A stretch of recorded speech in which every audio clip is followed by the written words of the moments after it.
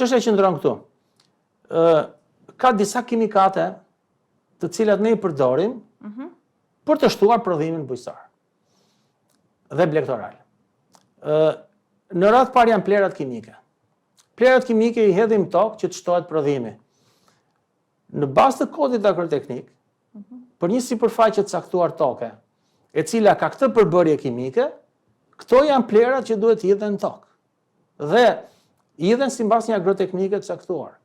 Në periudhën e mbjelljes, kur bima arrin fazën e 2-3 gjetheve, kur arrin fazën e 7-8 gjetheve, kur formohet fruti, edhe me radhë.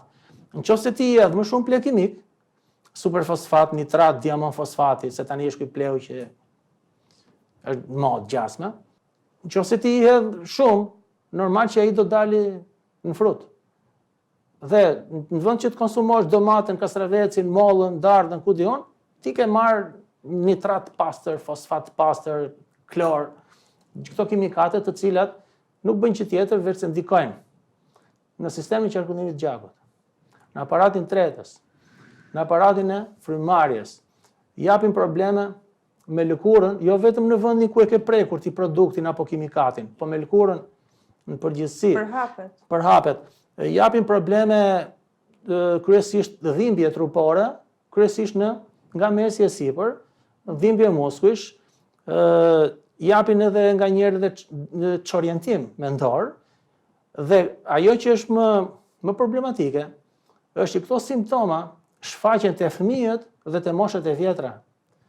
Dhe te fëmijët dhe te moshët e vjetra shfaqen në periudhë më të gjatë kohore se sa te ne që jemi si do çik më të fortë. Pra, nëse te ne një ushqim i kontaminuar mund të shfaqë probleme 2 deri në 3 ditë, te fëmia shkon 1 javë deri në 10 ditë. Edhe te i më shumë. Po, përveç plerave kimike, kemi disa kimikate të tjera, të cilat përdoren për të luftuar konkurentin e bimës që është në tokë. Unë kam mbjell grur. Po bashkë me grurin aty mbijnë edhe barra tjera, që ne i themi barra të këqija.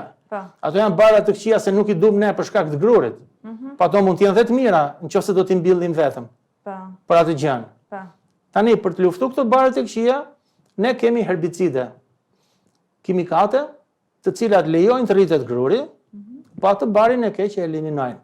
A e dëmtojnë grurin? Jo, nuk e dëmtojnë grurin, por herbicidet janë me bazë klori dhe fosfori, dhe edhe pse nuk e dëmtojnë grurin gjatë periudhës së rritjes, fara e grurit e ka marrë klorin dhe fosforin, të cilat kur i konsumojmë ne, na sjellin probleme kryesisht në veshka, në mëlçi, në stomak.